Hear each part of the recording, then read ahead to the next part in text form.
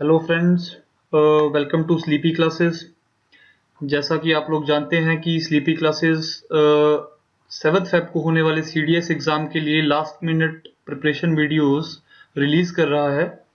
तो इसी सीरीज़ के अंडर मैं विशाल शर्मा आप लोगों के लिए लेके आया हूँ क्वांटिटेटिव एप्टीट्यूड की लास्ट मिनट प्रिपरेशन वीडियोस। तो फ्रेंड्स, जैसा कि आप लोग जानते हैं कि 7 फेब को आपका एग्ज़ाम है, तो मैं आपको हर वीडियो में अराउंड 20 ऐसे क्वेश्चंस कराऊंगा मैथ के, जो कि बहुत ही कॉमन है, बहुत ही कॉमन टॉपिक से आ रहे हैं, जिसमें से सबसे ज़्यादा क्वेश्चंस रिपीट हो रहे हैं एग्जाम के अंदर। तो क्वेश्चन स्टार्ट करने से पहले फ्रेंड्स, मैं आप लोगों के साथ डिस्कस करना चाहता हूँ वो सभी टॉपिक्स और वो सारे क्वेश्चंस जिनमें से ज़्यादा क्वेश्चंस आ रहे हैं। सो सबसे पहले तो सीडीएस एग्जाम के अंदर नंबर सिस्टम एंड अलजेब्रा से अराउंड 20 क्वेश्चंस आ रहे हैं पिछले 4 से 5 सालों के अंदर। उसके अलावा 20 ही क्वेश्चंस जो हैं ज्योमेट्री एंड मेंसुरेशन से आ रहे हैं। तो ये दोनों टॉपिक्स ही बहुत ही इंपॉर्टेंट हैं एग्जाम पॉइंट ऑफ व्यू से। तीसरा टॉपिक अगर हम फ्रेंड्स देखें तो ट्रिग्नोमेट्री से अराउंड 15 टू 20 क्वेश्चंस आते हैं, जो कि एग्जाम पॉइंट ऑफ व्यू से इसे और भी ज़्यादा इंपॉर्टेंट बना देता है। और बाकी जो 40 क्वेश्चंस हैं वो आपके मिसलेनियस टॉपिक्स होते हैं, जैसे कि ratio and proportion, time distance, time and work, averages, mixture, allegations, simple interest, compound interest, then simplification, mean median mode relation, coordinate geometry and all। तो फ्रेंड्स, ये सारे इंपॉर्टेंट टॉपिक्स हैं जो हम अभी कुछ वीक्स तक, 2 वीक्स तक आपके साथ, एग्जाम तक आपके साथ डिस्कस करेंगे। और जितने भी इंपॉर्टेंट इसमें से क्वेश्चंस बन रहे हैं वो मैं आपको कोशिश करूंगा कि जो 20 क्वेश्चंस इसमें मैं आपको करवाऊंगा उसके अंदर डाले जाए। सो बिना कोई टाइम खराब किए, क्योंकि जैसा कि आप जानते हैं एग्जाम बहुत नज़दीक है, बिना कोई टाइम खराब किए let's start with the video. तो फ्रेंड्स, जैसा कि इसमें दिया हुआ है कि महेश की एज जो है 60 ईयर्स है, ठीक है। Ram is 5 years younger to Mahesh. तो राम की एज इससे 5 साल कम कितनी हो गई है? 55 ईयर्स। और 4 ईयर्स एल्डेस्ट टू राजू, ठीक है। Mahesh is 60 years old, Ram is 5 years younger to Mahesh and 4 years eldest to Raju. तो राम जो है राजू से 4 साल बड़ा है। दैट मीन्स राजू की एज जो होगी वो 51 हो गई। Babu is a younger brother of Raju and he is 6 year younger, ठीक है। तो जो बाबू है वो राजू से 6 ईयर्स यंगर है, 6 साल छोटा है, तो उसकी एज हो जाती है 45। तो इसमें सिंपली आपसे पूछा हुआ है कि what is the difference between age of Mahesh and Babu. तो महेश और बाबू की एज डिफरेंस जो हो जाती है that is 60 minus 45 equals to 15। तो 15 हेयर इज बी ऑप्शन, ठीक है। तो अब चलते हैं दूसरे क्वेश्चन की तरफ। तो सेकंड क्वेश्चन इज कि Ina was born 4 years after her parents marriage. Her mother is 3 years younger than her father and 25 years older than Ina, who is 13 years old. At what age did Ina's father get married. ठीक है, ईना जो है अपने माँ बाप की शादी के 4 साल बाद पैदा हुई है। उसकी माँ जो है उसके पापा से 3 साल छोटी है। तो हम देख लेते हैं, हम करते हैं let father's age equals F, ठीक है। तो उनकी मदर की एज कितनी हो जाएगी? एफ माइनस 3, ठीक है। और उसने कहा हुआ है कि her mother is 3 years younger than her father and 25 years older than Ina, ठीक है। तो जो मदर है वो ईना की एज से 24 इयर्स प्लस है, ठीक है। और ईना की एज दी हुई है 13 इयर्स, ठीक है। तो ईना की 13 प्लस 24 अगर हम देखते हैं तो उनकी मदर की एज जो है 37 हो जाती है। ऑलराइट, और इसमें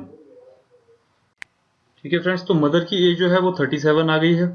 तो दैट मीन्स कि जो फादर की एज है, फादर जो है मदर की एज से 3 साल बड़े हैं, तो उनकी एज आ जाती है 37 प्लस 3 दैट इज 40 ईयर्स।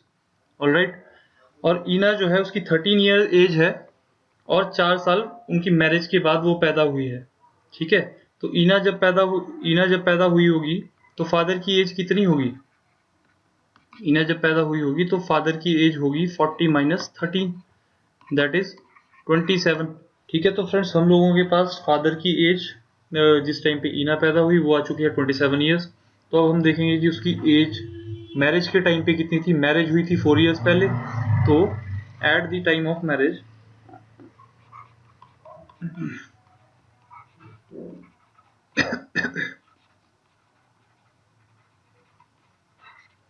उनकी एज होगी 27 minus 4 years, that is equal to 23 years. That is आपका ऑप्शन नंबर सी। ठीक है फ्रेंड्स, तो अब चलते हैं अगले क्वेश्चन की तरफ। Question number 3। क्वेश्चन नंबर 3 है, by increasing the speed of his car by 15 kilometres per hour, a person covers a distance of 300 kilometres by taking an hour less than before. What was the original speed of the car? 45, 50, 60, 75। तो friends, इस तरह के questions में solve करने की बजाय आप लोगों को ज़्यादा बढ़िया है कि आप लोग जो है ऑप्शंस के थ्रू जाएं, क्योंकि ऑप्शन के थ्रू जाने से आपको ऑप्शन पुटिंग से आपका आंसर जल्दी निकलता है और आपको टाइम कंज्यूम नहीं होता, टाइम बच जाता है। एग्जाम में टाइम ही भी तो बचाना है, तभी तो ज़्यादा स्कोर आएगा। ठीक है, तो इसके लिए हम लोग अलग अलग ऑप्शंस ट्राई कर सकते हैं। जैसे कि हम सबसे पहले ऑप्शन डी से चल पड़ते हैं। ठीक है, कि अगर आपने 300 किलोमीटर्स अगर आपने ट्रेवल किया है 75 किलोमीटर्स पर आवर की स्पीड से, तो दैट मीन्स हाउ कितना टाइम लगेगा आपका? 15 2 30, 20 बाय 15 5 75 एंड 5 4 20, तो आपके मतलब कि 4 घंटे लगे। और ये बोल रहा है कि 15 किलोमीटर जब आप अपनी स्पीड बढ़ाते हैं तो आपका 1 घंटा बचता है। तो अगर आप 15 किलोमीटर पर आवर अगर अपनी आप स्पीड बढ़ाते हैं तो आपका कितना टाइम लगेगा? 300/90। ऑलराइट, तो ये कितना बच जाता है? 10/3, दैट इज अराउंड 3.33 आवर्स। तो आपका डिफरेंस जो है वो 1 आवर तो नहीं आ रहा ना, 1 आवर से ज्यादा कम आ रहा है या ज्यादा आ रहा है? ठीक है, 1 आवर आपका डिफरेंस नहीं आ रहा, तो दैट मीन्स कि ये तो आपका आंसर नहीं है। ठीक है, तो हम सेकंड ऑप्शन आपकी कोई ट्राई कर लेते हैं, फॉर सपोज 60। ठीक है, तो 300 किलोमीटर अगर 60 की स्पीड से जाएंगे तो कितना टाइम लगेगा? 5 आवर्स। ठीक है, और इसी में अगर हम 15 किलोमीटर इसकी स्पीड बढ़ा देते हैं तो दैट मीन्स इट बिकम 75। तो 300 अगर 75 की स्पीड से जाएगा तो this will be around 4 hours. ठीक है, तो इसमें हमारा डिफरेंस जो है 1 घंटे का आ रहा है। इससे हमें पता चलता है कि अगर हम स्पीड 15 किलोमीटर 60 किलोमीटर में अगर 15 किलोमीटर ऐड करते हैं, 75 किलोमीटर बना देते हैं, तो हमारा 1 घंटा बचता है। तो ये स्टेटमेंट सही हो जाती है ना, तो दैट मीन्स कि आपका आंसर सी है। ठीक है, इससे क्या होता है, आपका टाइम बचता है। कई बार जो है हमें क्वेश्चन ऑप्शन पुटिंग से निकालने होते हैं। ऑलराइट, तो चलते हैं अगले क्वेश्चन की तरफ। नेक्स्ट क्वेश्चन है हमारा question number 4। If a television set is sold at rupees x, a loss of 28% would be incurred, and if a television is sold at rupees y, a profit of 12% would be incurred. What is the ratio of y to x? तो दोस्तों, इस question में हम लोगों को ratio निकालनी है। Alright, और आपके पास लॉस दिया हुआ है 28% और अगर y पे बेचते हैं तो 12% प्रॉफिट है। ऑलराइट फ्रेंड्स, इस तरह की क्वेश्चंस में हम जो है कॉस्ट प्राइस जो है आपका उसको 1 रुपीज मान के चलते हैं। ऑलराइट, आप लोग किसी भी तरह कर सकते हैं, लेकिन जनरली जो है आप कॉस्ट प्राइस को 1 मान लें। ठीक है, इससे क्या आता है, आपको पहली स्टेटमेंट बोल रही है कि जो टेलीविजन सेट है वो x रुपीज पे बेचा जा रहा है एट अ लॉस ऑफ 28%। तो आपका सेलिंग प्राइस कितना होगा? अगर 1 रुपया आपका कॉस्ट प्राइस है और 28% आपको लॉस हो रहा है, तो दैट मीन्स कि आपका सेलिंग प्राइस जो है वो 0.72 होगा। ठीक है, 72 plus 28 is equal to 100, that is 1 rupees. ठीक है, आपका सेलिंग प्राइस जो होगा 0.72 होगा।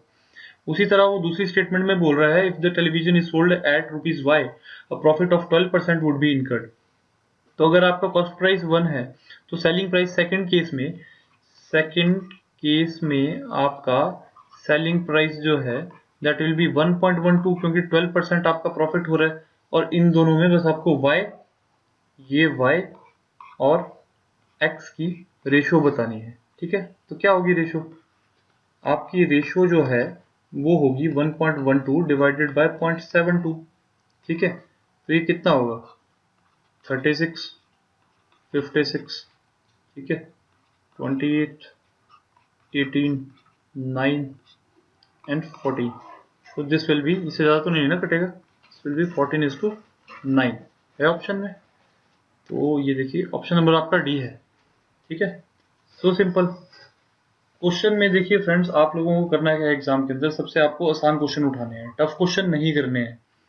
इस पेपर के अंदर अराउंड 100 क्वेश्चंस होंगे और आपकी कट ऑफ सिर्फ 30 से 35 क्वेश्चन ही होती है। तो आपको फोकस करना है कि आप सबसे इजी क्वेश्चंस करें और डेफिनेट आंसर निकालें, श्योर शॉर्ट आंसर निकालें, गलतियां जो हैं वो आपकी कम हो। तो इसलिए 40 से 50 क्वेश्चन इस पेपर में आपको कम से कम जो है बिल्कुल आसान मिलेंगे। तो आपको उठाने हैं सिर्फ उसमें से सिंपल और आसान क्वेश्चन। तो इसी के साथ हम चलते हैं नेक्स्ट क्वेश्चन पे। So question number 5 है a river 3 meter deep and 40 meter wide is flowing at the rate of 2 kilometer per hour and falls into the sea. What is the amount of water in liters that will fall into the sea from the river in a minute? एक नदी बह रही है, उसकी dimensions उसने दे दी है, उसमें पानी किस रेट से फ्लो कर रहा है वो भी बता दिया है। तो उसने बताया है, पूछा है कि 1 मिनट के अंदर कितना पानी जो है वो बह जाएगा उसमें से। ठीक है, तो फ्रेंड्स इसमें हम लोग रिवर की वॉल्यूम निकालेंगे और उसको मल्टीप्लाई करेंगे रेट ऑफ फ्लो के साथ, उसको मल्टीप्लाई करेंगे टाइम के साथ, तो उससे जो है हमारा कितना पानी फ्लो हुआ है वो निकल जाएगा। तो ठीक है, तो सॉल्व करते हैं। जो है 3 मीटर्स जो है रिवर डीप है, 40 मीटर्स जो है रिवर वाइड है, और 2 किलोमीटर पर आवर जो है उसका रेट ऑफ फ्लो दिया हुआ है। इसको हम मीटर पर सेकंड में कन्वर्ट करेंगे बाय मल्टीप्लाइंग इट विद 5/18। ठीक है, और उसके बाद टाइम कितना दिया है आपको, 1 मिनट ना, तो उसको हम सेकंड्स में कन्वर्ट करेंगे क्योंकि सब कुछ मीटर पर सेकंड में है, मीटर में है, सेकंड में है, इसलिए हम टाइम 60 सेकंड से मल्टीप्लाई कर लेंगे। तो 2 जो है इसके साथ कट हो जाएगा, 3 से 3 चला जाएगा, 3 से ये 20 चला जाएगा, और मल्टीप्लाई करके आपके पास आ जाएगा 40, 4 5 20, 2 40, 4000 मीटर क्यूब। ठीक है, लेकिन आंसर जो है हमारे पास लीटर्स में दिया हुआ है, तो हम इसको लीटर्स में कैसे कन्वर्ट करेंगे। 1 मीटर क्यूब जो होता है वो 1000 लीटर्स के बराबर होता है। ठीक है, तो इसको हम 1000 से मल्टीप्लाई कर देंगे, तो कितना आ जाएगा आपके पास, 40 लाख लीटर्स। ठीक है, ये ऑप्शन में है, ऑप्शन नंबर आपका ए है। ठीक है, तो अब हम चलते हैं नेक्स्ट क्वेश्चन पे। A shopkeeper sells his article at their cost price but uses a faulty balance which reads 1000 gram for 800 ग्राम। ठीक है, एक दुकानदार जो है उसके पास फॉल्टी मेजर्स हैं, उसके अंदर जो है वो 1000 ग्राम दिखाता है लेकिन वो बेचता है 800 ग्राम। ठीक है, उसके पास फॉल्टी जो है मेजर्स हैं, तो उसका एक्चुअल प्रॉफिट कितना होगा हमें ये देखना है। ठीक है, तो अगर वो 800 ग्राम दिखा रहा है और 800 ग्राम मतलब कि 800 ग्राम तोलता है और दिखाता है 1000 ग्राम, तो उसका प्रॉफिट कितना हो रहा है, 200 का। लेकिन उसका कॉस्ट प्राइस कितना है, 800, तो प्रॉफिट कितना होगा, 200/800 इंटू 100, दैट विल बी 2 4 8, 4 25 100। ठीक है, 25%। क्या होता है प्रॉफिट,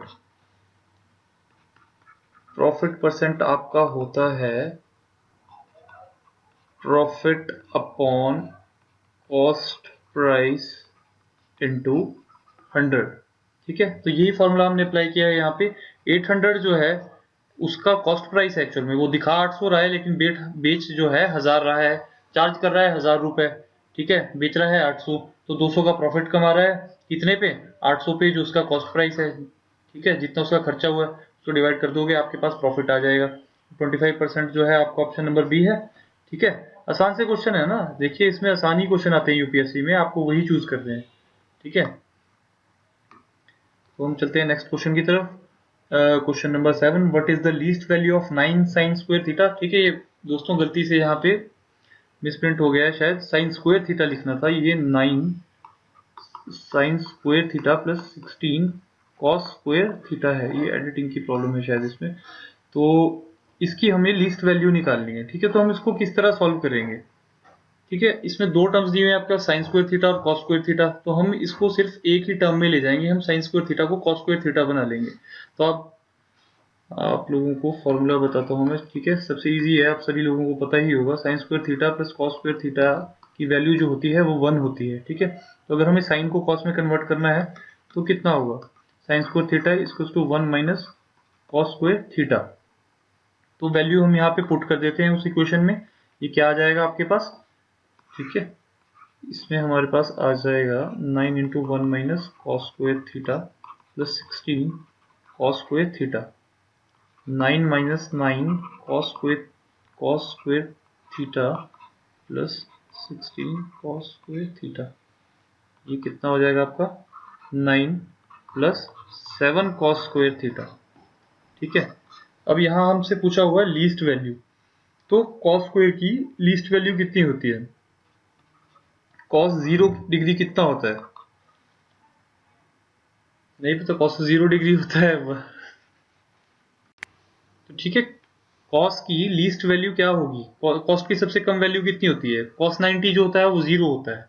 ठीक है, cos की और sin की जितनी भी आपकी सारी वैल्यूज हैं वो आपको रटी होनी चाहिए। ठीक है, 0, 1/2, 1/√2, √3/2, 1, ये sin की होती है और cos में इसका उल्टा चलता है। तो cos 90 डिग्री जो होता है वो 0 होता है, ये इसकी लीस्ट वैल्यू है। तो यहाँ पे लीस्ट वैल्यू आपको पुट करनी है, तो कितना आ जाएगा? 9 + 7 × 0, तो लीस्ट वैल्यू कितनी होगी? 9। आंसर है आपका ऑप्शन नंबर बी। अगला क्वेश्चन है question number 8। The sum of the digits of a 2-digit number is 13 and the difference between the number and that formed by reversing the digits is 27। What is the product of the digit of the number? तो आप suppose कर लीजिए कि digit है आपका XY। ठीक है, ये कह रहा है कि जो आपके पास सम है डिजिट्स का वो है 13। ठीक है, और बोल रहा है कि difference between the number and that formed by reversing the digits is 27। तो अगर हम वैसे लिखना चाहें इसे अरिथमेटिकल टर्म्स में, हम किसी डिजिट को कैसे लिखेंगे? 10x + y होगा तभी xy आएगा ना। ठीक है, 10th डिजिट आपका x आएगा और 1st डिजिट जो आपका y है। अगर इसे अरिथमेटिकल टर्म्स में 10x + y ही लिखा जाएगा। ठीक है, तो ये बोल रहा है कि the difference between the number and that formed by reversing the digits is 27। Reversing the digits, अगर हम डिजिट्स को रिवर्स कर दें, yx बना दें, तो यहाँ पे अरिथमेटिकल टर्म्स में क्या लिखेंगे? 10y + x। तो इसका डिफरेंस जो ये बोल रहा है कि 27 है, that means 10x + y - 10y - x is equals to 27। 9x - 9y equals to 27। या फिर आप देख सकते हैं कि 9 × x - y 27 and x - y is equals to 3। ठीक है, तो ये बोल रहा है कि what is the product of the digits of the number. अब आपके पास देखिए दो इक्वेशंस बन चुकी हैं। इक्वेशन नंबर 1 x + y जो है 13 है, x - y जो है वो 3 है। अब आप इसमें से निकाल सकते हैं इजीली, दोनों को सॉल्व करके आप इसका इजी से x और y की टर्म्स में निकाल सकते हैं। आप इसको ऐड कर देंगे तो ये कट जाएगा, ये आ जाएगा 2x = 16, x जो आ जाएगा पास 8 आ जाएगा, और इसी को फर्स्ट इक्वेशन में डालें तो x + y = 13, तो y आपके पास 5 आ जाएगा। ठीक है, और इस क्वेश्चन में पूछा क्या है? Product of the digits. तो प्रोडक्ट कितना होगा? 8 × 5 40 है ऑप्शन में, देखिए बी ऑप्शन।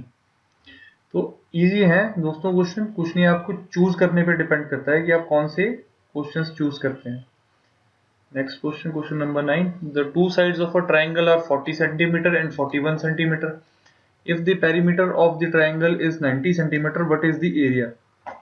तो आपके पास दो साइड्स दी हैं, तीसरा आपके पास पेरीमीटर दिया हुआ है ट्राइंगल का, तो आप तीसरी साइड इजीली निकाल सकते हैं। तो आपके पास थर्ड साइड ट्राइंगल की कितनी आएगी? थर्ड साइड ट्राइंगल की आएगी 90 - 40 - 41, दैट इज इक्वल्स टू 9। ठीक है, अब आपके पास तीनों साइड्स आ गई, तो आप इसका एरिया किस तरह निकालेंगे? एरिया निकालेंगे ट्राइंगल का हीरोज फार्मूला से। ठीक है, हीरोज फार्मूला क्या है? √s × s - a × s - b × s - c।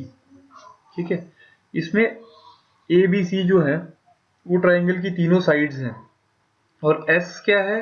आपका पेरीमीटर डिवाइडेड बाय 2। ठीक है, तो s आपके पास आ रहा है, पेरीमीटर आपका कितना है? 90 डिवाइडेड बाय 2 इक्वल्स टू 45। ठीक है, और तीनों साइड्स तो आपके पास दे ही रखी हैं, क्या क्या है? 40, 41 एंड 9। तो अब इसमें हम सॉल्व कर सकते हैं कि एरिया कितना होगा? √45 × 45 - 40 × 45 - 41 × 45 - 9। तो ये आपके पास आ जाएगा 45 × 5 × 4 × 36। अब तो आप सॉल्व कर सकते हैं, काफ़ी आसान है इसके आगे। तो इसको ब्रेक कर लेते हैं हम लोग, ताकि इसके पेयर्स बन सके और रूट खत्म हो सके। 3 × 3 × 5 × 5 × 4 × 4 × 3 × 3। अब आपके पास सारे दो दो के पेयर्स बन चुके हैं ना। 3 3 हो चुका है, 5 5 हो चुका है, 4 4 हो चुका है, 3 3 हो चुका है, तो रूट खत्म हो जाएगा। आंसर क्या आएगा आपका? 3 × 5 × 4 × 3 कितना हुआ? 3 5 15, 4 60, 3 180।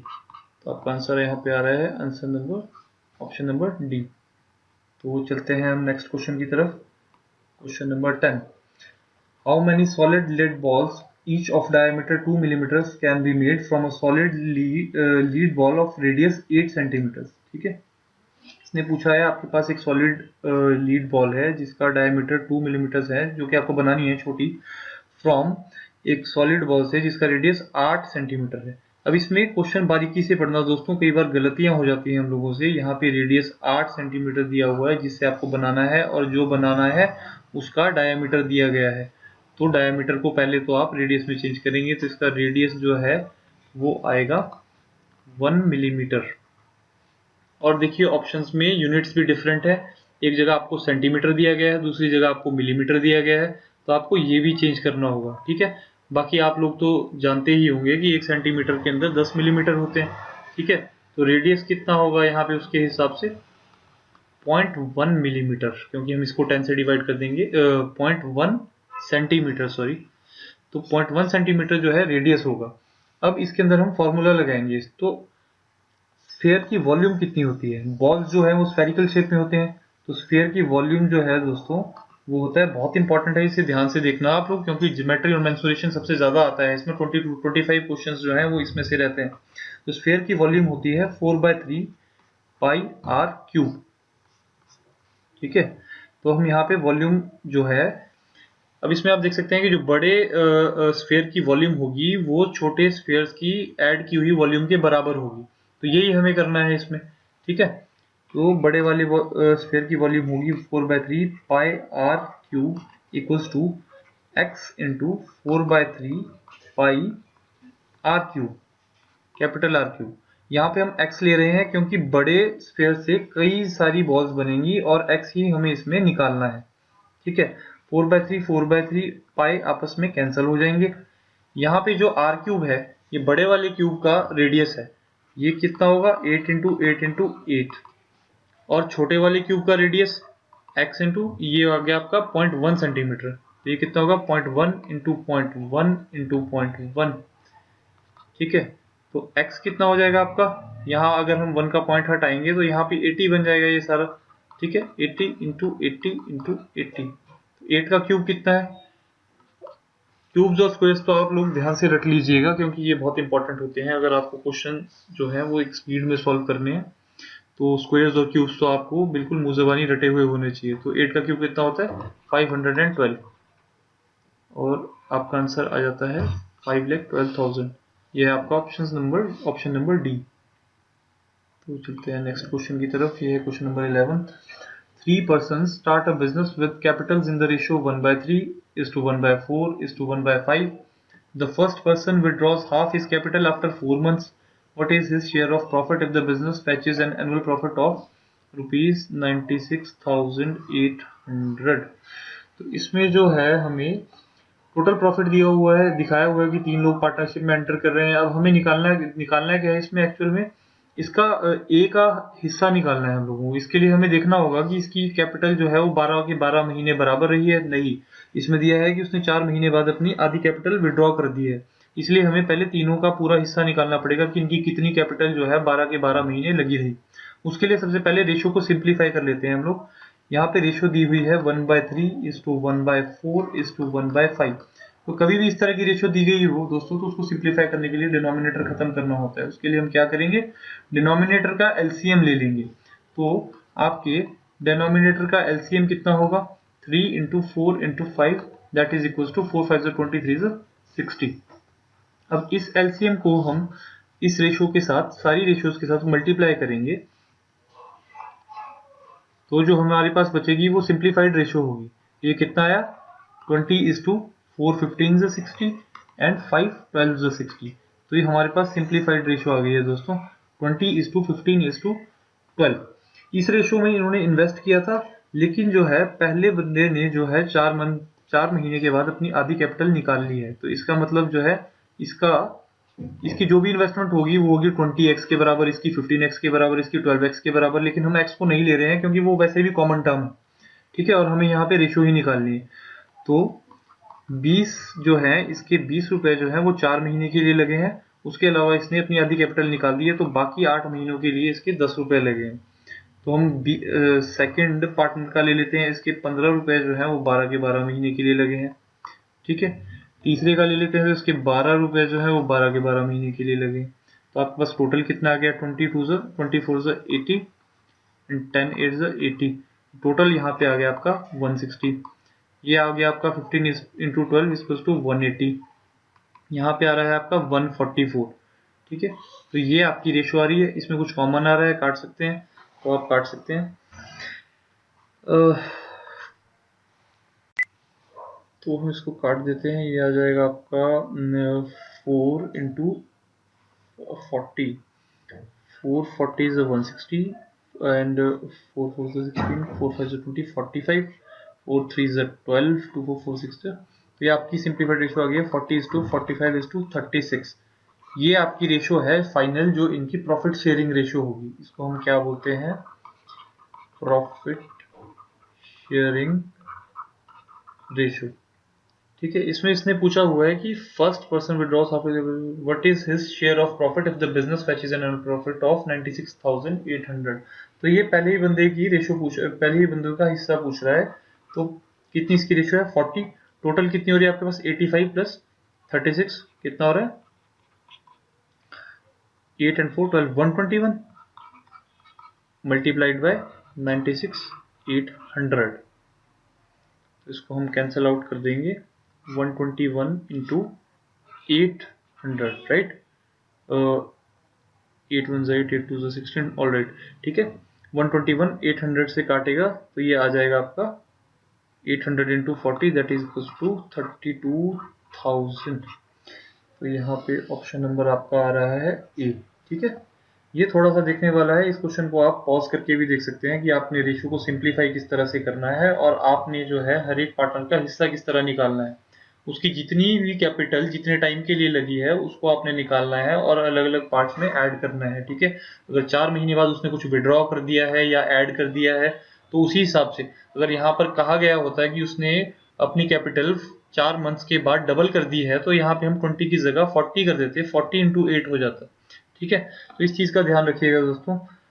चलते हैं नेक्स्ट क्वेश्चन की तरफ। नेक्स्ट क्वेश्चन है question number 12। A road curve is to be laid out on a circle, what radius should be used if the track is to change direction by 42 degree in distance of 44 meters।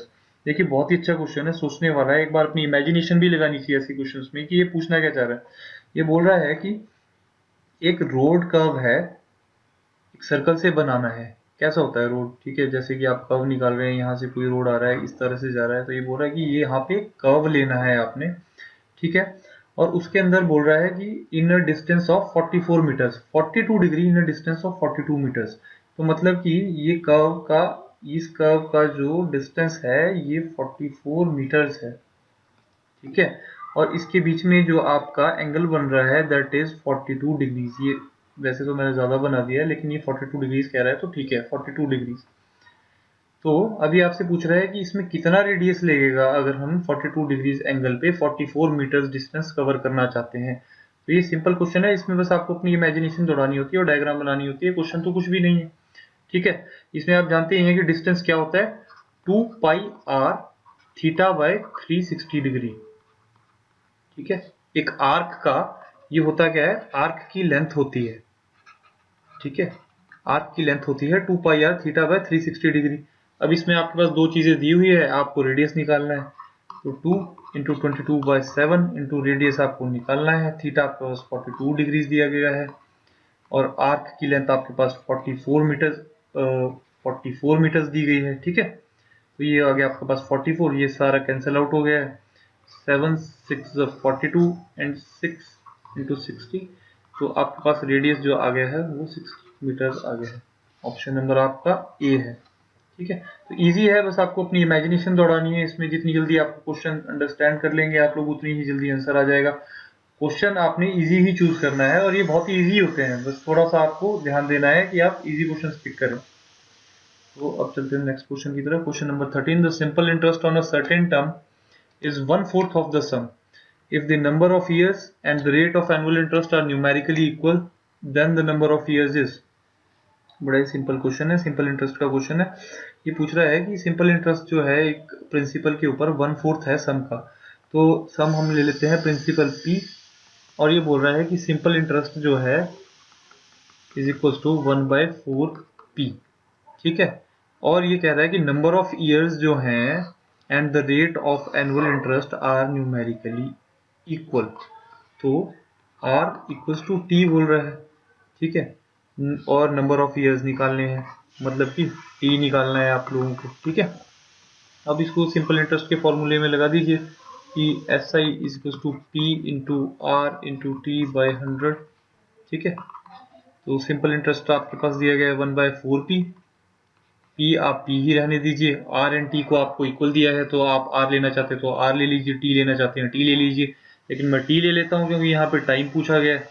ठीक है, divided by 100, तो p cancels out with p, 4 से 25 चला गया, और T square आपके पास आ गया है 25।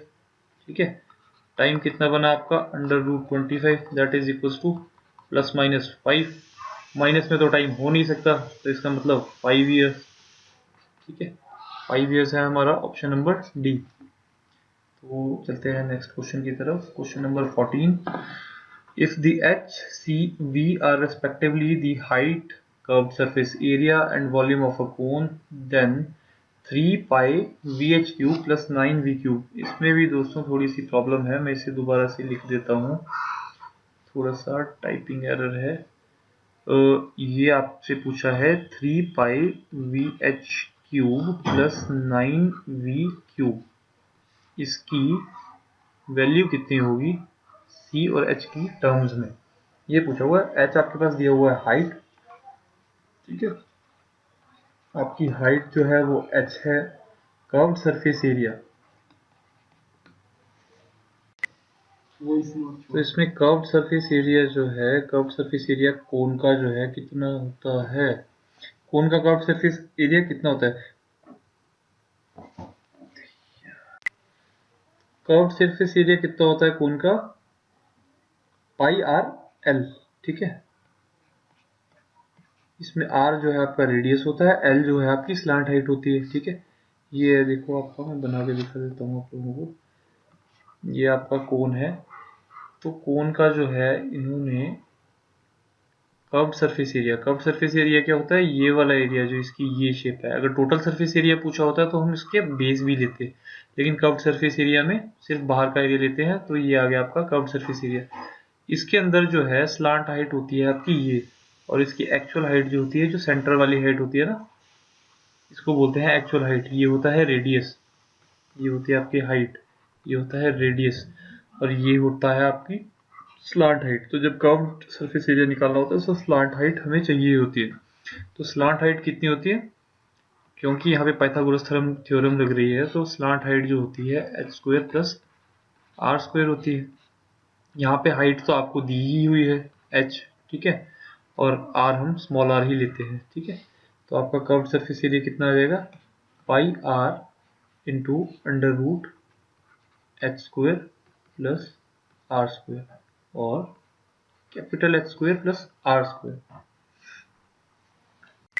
तो तीसरी चीज इसमें दी हुई है आपको वॉल्यूम।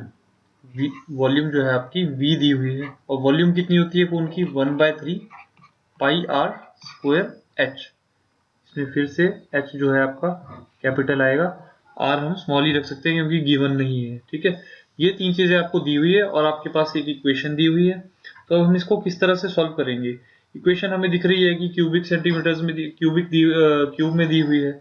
तो हम सबसे पहले जो है आपकी कर्व्ड सरफेस एरिया जो कि सी दिया हुआ है, इसको हम स्क्वायर कर लेते हैं, क्योंकि यहाँ पे वैसे भी अंडर रूट है, अंडर रूट भी तभी खत्म होगा। ठीक है, तो इस इक्वेशन को अगर हम स्क्वायर कर देते हैं तो ये आ जाएगा आपके पास c square is equal to pi square are square into h square plus are square.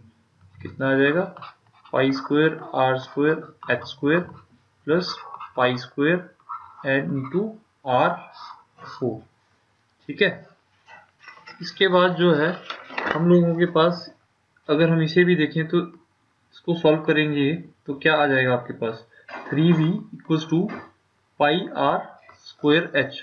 अब हमको इन दोनों इक्वेशंस को कंपेयर करना है, कौन कौन सी, इक्वेशन नंबर 1 को और इक्वेशन नंबर 2 को। देखना है कि इसके अंदर क्या कॉमन आ रहा है।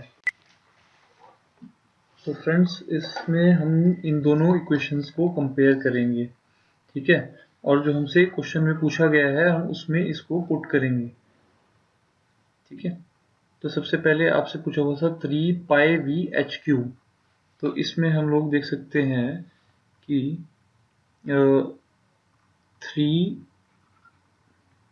3 वी की हमारे पास वैल्यू है ना, 3 वी की वैल्यू हमारे पास पाई आर स्क्वायर एच दी हुई है।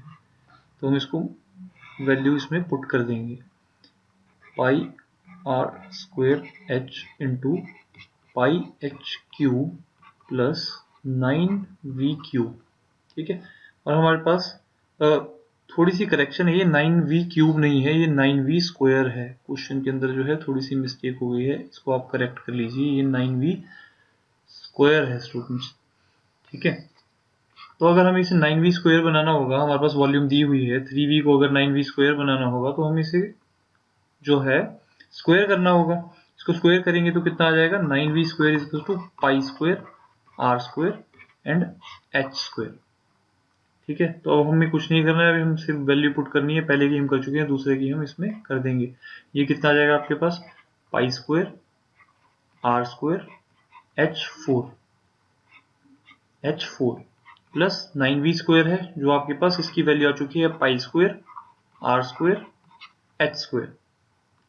तो इसमें से हम कॉमन ले लेते हैं, इसमें से कॉमन आपके पास क्या आएगा, pi square are square H square, इधर बच जाएगा H square plus are square, ठीक है। ये आर यहाँ पे 4 टाइम्स हो जाएगा क्योंकि पाई आर स्क्वायर है, ठीक है। तो आपके पास ये सब बच जाएगा। अब इसमें से आपको कुछ कॉमन दिख रहा है, ये आपको दिख रहा है कहीं कि H square plus are square हम निकाल सकते हैं, ये दिख रहा है आपको इस इक्वेशन में, h square plus are square, ये कितना है, c square is equal to pi square are square into h square plus are square.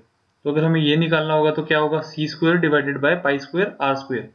तो यही हमें यहाँ पर डालना है सिर्फ, ठीक है। Pi square are square H square multiplied by C square by pi square are square. अब ये जो है आपका कैंसल आउट हो जाएगा, सॉरी ये आपका कैंसिल हो जाएगा, अंदर आपके पास क्या बच जाता है, एच स्क्वायर सी स्क्वायर।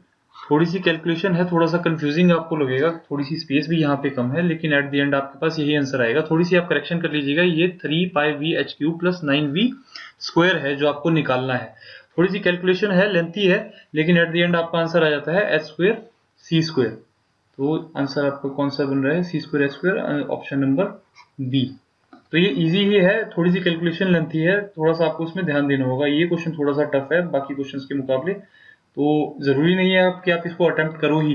अगर आप बहुत कॉन्फिडेंट हैं तभी आप ऐसे क्वेश्चन अटेम्प्ट करें, थोड़ी कंफ्यूजिंग हो सकते हैं, आपका टाइम भी ज्यादा खा सकते हैं, ठीक है। अभी चलते हैं नेक्स्ट क्वेश्चन की तरफ। Question number 15, a train of length 110 meters is moving at a uniform speed of 132 kilometers per hour. The time required to cross a bridge of length 165 meter is.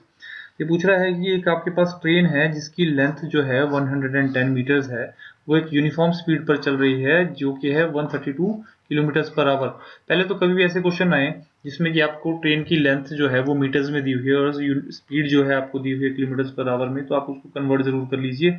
और कन्वर्ट करने का क्या तरीका है, kilometres per our को अगर metre पर second में कन्वर्ट करना हो तो 5/18 से मल्टीप्लाई कर देना चाहिए, और अगर आपको वाइस वर्सा करना है कि मीटर पर सेकंड को किलोमीटर्स पर आवर में कन्वर्ट करना है तो 18/5 से मल्टीप्लाई कर लीजिए, ठीक है। तो ये हम कर चुके हैं, अब हम इसे डिवाइड कर लेते हैं। कितना है आपके पास, 2 9 18, 2 6 12, 2 6 12, 3 22, 3 3, ये आपके पास आ गया 110/3 मीटर पर सेकंड, ये आपके पास स्पीड आ गई है। तो ट्रेन की लेंथ इसने दे दी है और बोला है एक ब्रिज जो है उसको क्रॉस करना है जिसकी लेंथ क्या है 165 मीटर। तो जब क्रॉस करना है तो हम इसमें ब्रिज की लेंथ भी ट्रेन की लेंथ के साथ ऐड करेंगे, क्योंकि तभी वो पूरी क्रॉस करेगी। एक ट्रेन ब्रिज को क्रॉस कब करेगी, जब उसका अगला हिस्सा एंटर करता है और लास्ट हिस्सा निकल जाता है, तो इसका मतलब है ब्रिज की भी पूरी लेंथ उसमें ऐड होगी। तो ठीक है, टोटल लेंथ आपके पास कितनी हो जाएगी फिर, स्पीड निकालने के लिए कंपल्सरी है कि आपको टोटल लेंथ निकालनी होती है। 110 plus 165 that is equal to 275। ये आपकी टोटल लेंथ है और स्पीड आपके पास कितनी है 110/3। तो आपका टाइम कितना आएगा 275 डिवाइडेड बाय 110 मल्टीप्लाइड बाय 3। ठीक है, तो 11 2 22, 11 5 55, 11 10 5 2 5 5 5 3 15 बाय 2 to 7.5 सेकेंड्स। 7.5 सेकंड के अंदर जो है ये ट्रेन इस ब्रिज को क्रॉस कर जाएगी। तो ये कितना है आपका ऑप्शन नंबर सी। तो चलते हैं नेक्स्ट क्वेश्चन की तरफ। ये है क्वेश्चन नंबर 16 कि ABCD is a cyclic quadrilateral. The bisectors of the angles A, B, C and D cut the circle at P, Q, R and S respectively. What is the measure of angle PQR plus angle RSP equal to? ठीक है, तो ऐसे question जब भी आए तो आप एक डायग्राम जरूर बना लीजिए। घबराना नहीं है, क्वेश्चन थोड़ा सा टफ जरूर दिखता है, थोड़ा सा सर्कल अजीब बन रहा है, लेकिन ठीक है। सर्कल बना लेना है आपने, क्वाड्रिलेटरल बना लेना है। ए बी सी डी, ये आपका क्वाड्रिलेटरल दिया हुआ है और इसने क्या कहा है कि the bisectors of the angles A B C and D cut the circle at P Q R S. तो हम ये सब बना लेते हैं। ए का बाइसेक्टर यहाँ पे कट करता है, बी का बाइसेक्टर यहाँ पे कट करता है, सी का बाइसेक्टर यहाँ पे कट करता है और डी का बाइसेक्टर यहाँ पे कट करता है। अब इसने इन सारे पॉइंट्स को जोड़ लिया है और क्या बोला है इसको, P Q R S, 4 points दे दिए हैं और इन पॉइंट्स को इसने जोड़ दिया है। ये भी जो है एक क्वाड्रिलेटरल ही बना देता है। ये कुछ इस तरह से बनेगा, थोड़ा सा आपको शायद सफाई नहीं आ रही हो लेकिन ये इसी तरह से बनेगा। ये 4 जो हैं इसके अंदर पॉइंट्स बने हुए हैं। ऑलराइट, तो इसने पूछा है कि what is the measure of angle P Q are. P Q are क्या बन रहा है आपका, पी क्यू आर। तो ये एंगल जो है आपका एंगल पी क्यू आर बन रहा है plus angle R S P, R S and P, ये एंगल आपका आर एस पी बन रहा है। तो दोस्तों आप देख सकते हैं ये क्वाड्रिलेटरल जो है पी क्यू आर एस के ऑपोजिट एंगल का मेजर पूछा हुआ है। ये पूछा हुआ है आपसे angle P Q are plus angle R S P, ये ऑपोजिट एंगल्स हैं साइक्लिक क्वाड्रिलेटरल के।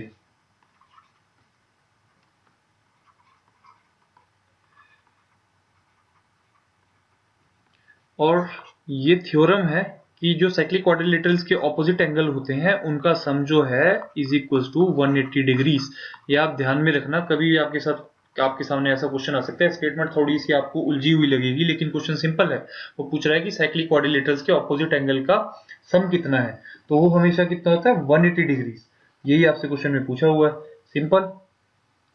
Next question, in a triangle ABC, AC is equals to 12 centimeter, AB is equals to 16 centimeters and AD is the bisector of A.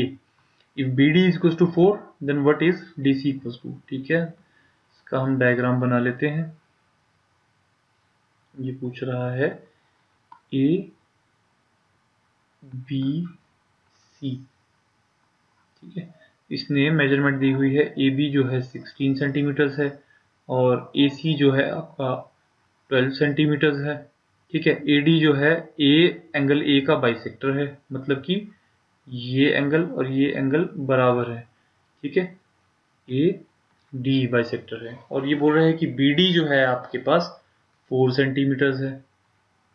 तो इसने पूछा हुआ है कि what is DC equals, ये length आपसे ये पूछ रहा है। तो ऐसे क्वेश्चंस में क्या होता है कि जब एंगल बाइसेक्टर होता है, एंगल बाइसेक्टर्स इन साइड्स के प्रोपोर्शन में ही थर्ड साइड्स को डिवाइड करेगा। ये एंगल तो इक्वल होंगे लेकिन जो सामने वाली साइड को ये डिवाइड करेगा वो हमेशा इन दो साइड्स के प्रोपोर्शन में होगा। ठीक है, इनकी प्रोपोर्शन कितनी है 12:16, कितना हुआ 3:4। ये इस प्रोपोर्शन में ही CD और DB को डिवाइड करेगा। अब DB आपके पास 4 सेंटीमीटर दिया हुआ है तो CD कितना होगा, वो 3 सेंटीमीटर होगा, क्योंकि DB जो 4 सेंटीमीटर है वो 4 की प्रोपोर्शन में 4 ही बन रहा है, 3:4 का। ठीक है, तो इसलिए आपका आंसर कितना होगा 3 सेंटीमीटर। तो ये सिंपल सा क्वेश्चन है, डायग्राम बनता है तो चुटकियों में सवाल सॉल्व हो जाता है। चलते हैं नेक्स्ट क्वेश्चन में। In a quadrilateral ABCD B is to 90 degree and आगे जो ये दिया हुआ है AB square plus BC square plus CD square minus AD square is equal to 0। ठीक है, इसमें पूछा हुआ है then what is angle ACD equals to. तो इसमें हम सॉल्व करते हैं इसे। एक क्वाड्रिलेटरल आपके पास दिया हुआ है जिसमें कि आपका एंगल ABCD, एंगल B जो है आपका 90 डिग्री दिया हुआ है। ठीक है, और साथ में आपके पास एक स्टेटमेंट दी हुई है AB square BC square CD square. जब आपको स्क्वायर स्क्वायर दिख रहा है तो आपको कहीं लग रहा है कि पाइथागोरस थ्योरम इसमें अप्लाई हो रही है। तो अगर इसमें पाइथागोरस थ्योरम अप्लाई हो रही है और हमें डायगोनल अटैच कर लेना चाहिए जिससे हम इसको सॉल्व कर सकें। तो एक इक्वेशन तो आपके पास 90 डिग्री आने से पता लग जाता है कि ये आपके पास बेसिस परपेंडिकुलर है और ये हाइपोटेन्यूज है। तो ये आपके पास इक्वेशन आ जाएगी AB square plus BC square is equal to AC square. अब इस इक्वेशन को हम क्वेश्चन के दिए हुए इक्वेशन में डाल सकते हैं।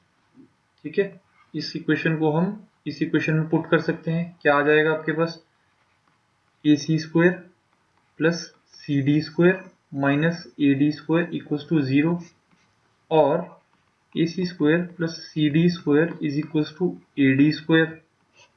ठीक है, अब ये भी आपको कुछ पाइथागोरस थ्योरम की तरह लग रहा है। इसमें base square plus perpendicular square जो है वो हाइपोटेन्यूज स्क्वायर के बराबर है। तो आप देख सकते हैं AC स्क्वायर जो कि है ये लेंथ प्लस CD स्क्वायर ये length is equal to AD square, मतलब कि ये वाली लेंथ आपकी। ठीक है, तो ये बन जाती है हाइपोटेन्यूज और ये बन जाती है बेस और ये बन जाता है परपेंडिकुलर। दैट मीन्स कि ये जो एंगल C है ये this will be equal to 90 degrees, क्योंकि तभी पाइथागोरस थ्योरम अप्लाई होती है। तो आपके क्वेश्चन में भी आपसे सेम ही पूछा गया है, what is the measure of angle ACD। ये कितना आता है 90 डिग्रीज। चलते हैं नेक्स्ट क्वेश्चन में। The radii of a flat circular faces of a bucket are x and 2x. If the height of a bucket is 3x, what is the capacity of the bucket? तो bucket किस shape में होती है? bucket जो होती है frustum की shape में होती है। क्वेश्चन आपसे पूछ रहा है कि आपको जो है एक रेडियस x दिया गया है, बड़े वाला रेडियस 2x दिया गया है, हाइट 3x दी गई है और आपसे पूछा है कैपेसिटी बकेट की। तो फ्रस्टम की वॉल्यूम कितनी होती है? ये होती है 1/3 pi h into R square plus capital R square plus R into capital R. ये आपके दोनों अलग अलग रेडियस जो एक बकेट के एक फ्रस्टम के होते हैं ये वो है। तो इसको हम वैल्यू पुटिंग कर देते हैं। ये तो आपके पास सब कुछ दिया ही हुआ है। 1/3 पाई की वैल्यू 22/7, हाइट आपके पास 3x दी हुई है। ठीक है, उसके बाद जो अंदर आपके पास आ रहा है ब्रैकेट के अंदर स्मॉल आर स्क्वायर आपका x स्क्वायर है, बड़ा आर स्क्वायर आपका 4x स्क्वायर हो जाएगा क्योंकि 2x दिया हुआ है, स्क्वायर करेंगे तो 4x स्क्वायर हो जाएगा और आर आर आपके पास हो जाएगा 2x स्क्वायर। ठीक है, x इंटू 2x। तो इसको सॉल्व करेंगे तो कितना आ जाएगा, बस 3 जो है 3 से कैंसिल हो जाएगा। 22/7x into x square plus 4 square plus 2x square कितना हो जाएगा 7x स्क्वायर। ठीक है, 7 जो है आपके 7 से कैंसिल आउट हो जाएगा और आंसर कितना आ जाएगा 22x क्यूब। तो कहीं दिख रहा है ये हमारा ऑप्शन नंबर बी जो है 22x क्यूब। ये थोड़ी सी इसमें मिस्टेक है, टाइपिंग एरर। ये सारे के सारे जो इंटू 3 आपको लग रहा है ये x क्यूब है, x क्यूब है। तो आंसर जो है आपका बी हो रहा है 22x क्यूब। तो देखिए सिंपल है, आपको फॉर्मूला जो है ज्योमेट्री में जो है मेंसुरेशन में जो है फॉर्मूला सारे बहुत ही इंपॉर्टेंट है। मैं आपको एक वीडियो जरूर बना के दूंगा जिसके अंदर मैं आपको सारे के सारे फॉर्मूलाज जो है आपको डाल के इसमें दे दूंगा। आप उन सबको पढ़ सकते हैं, आपके लिए काफी हेल्पफुल होंगे। अब हमारे पास आज का लास्ट क्वेश्चन है दोस्तों, और ये मैं आपको लास्ट डिजिट वाला नंबर क्वेश्चन जो है दे रहा हूँ। नंबर सिस्टम का ये बहुत इंपॉर्टेंट क्वेश्चन है और काफी बार रिपीट होता है क्वेश्चन पेपर में। इसके अंदर जो है यूनिट प्लेस पूछी जाती है। ये जो है आपके पास दिया हुआ है 3⁻99, इसका जो है लास्ट डिजिट पूछा हुआ है। तो आप कभी भी देखेंगे कि जब 3 जो है जब इसका सर्कल चलता है 3⁻1 जो है वो 3 होता है, 3⁻2 जो होता है वो 9 होता है, 3⁻3 जो होता है वो 27 होता है, और 3⁻4 जब होता है ये 81 होता है। इसके बाद जब हम 3�5 जाएंगे तो वो 343 होता है, मतलब कि लास्ट डिजिट रिपीट हो रहा है। तो लास्ट डिजिट जो है कितनी पावर के बाद रिपीट हो रहा है? 4th पावर के बाद रिपीट हो रहा है। तो इसका मतलब इसका सर्कल कितने का है? 4 पावर का। हर 4 पावर के बाद ये ही सर्कल रिपीट होगा, 3971। ठीक है, अब हम इसमें देखेंगे कि 99 को अगर हम 4 से डिवाइड करते हैं तो आपके पास आ जाएगा 4 2 8, 19, 4 4 16, आपके पास बच जाता है 3। क्योंकि जो आपका, अगर आपका पूरा का पूरा कट जाता है कोई भी टर्म, तो दैट मीन्स कि आपका 4th पावर आ रहा है और आपका लास्ट टर्म 1 आएगा। लेकिन यहाँ पे 3 दिया हुआ है तो आपका कौन सा आएगा? First, second, third power. Third power का जो है लास्ट डिजिट जो है 7 है। ठीक है, तो ये लास्ट डिजिट के क्वेश्चन इस तरह से सॉल्व करने हैं। आपने इसका स्क्वायर, क्यूब, कुछ डिजिट्स जो हैं जिनका सर्कल स्क्वायर पे पूरा हो जाता है, कुछ डिजिट्स जो हैं जिनका सर्कल जो है 4 टर्म्स के बाद पूरा होता है। जैसे कि आप देख सकते हैं कि 5 का हमेशा, चाहे आप इसका स्क्वायर करें, क्यूब करें, 6 टाइम्स करें, 10 टाइम्स करें, इसके लास्ट में हमेशा 5 रहेगा। 2 करेंगे, 2 का क्या चलता है? 2 2 टू ज़ 4, 4 4 टू ज़ 8, 8 टू ज़ 16, 2 ज़ 32। ठीक है, तो इसमें आप देख रहे हैं 4 टर्म्स के बाद जो है लास्ट डिजिट रिपीट हो रहा है। इसी तरह हर एक डिजिट का अलग अलग सर्कल होता है। 3 का जो है 4 होता है, और अगर हम 3⁻99 के लास्ट टर्म देखेंगे तो वो कितना आएगा? 7। Option number C. तो फ्रेंड्स, यही है आज की वीडियो, यहीं पे ख़त्म कर सकता हूँ मैं। ठीक है, आपके लिए जो है अभी मंडे को एक और वीडियो आएगी जिसके अंदर हम 20 और क्वेश्चंस डिस्कस करेंगे और कोशिश करेंगे कि आपको ज़्यादा से ज़्यादा वो टॉपिक्स करवाएं जो कि एग्ज़ाम में बहुत ही ज़्यादा रिपीट होते हैं। और ध्यान रखिएगा दोस्तों कि आपको क्वेश्चन वो करना है जिसमें आप 100% श्योर हों। कट ऑफ बहुत कम ही जाती है, और इजी क्वेश्चंस जो होते हैं 50 to 60 क्वेश्चंस बहुत इजी होते हैं। आपको इजी क्वेश्चंस पे फोकस करना है, अपना टाइम जो है डिफिकल्ट क्वेश्चंस पे खराब नहीं करना है। So all the best.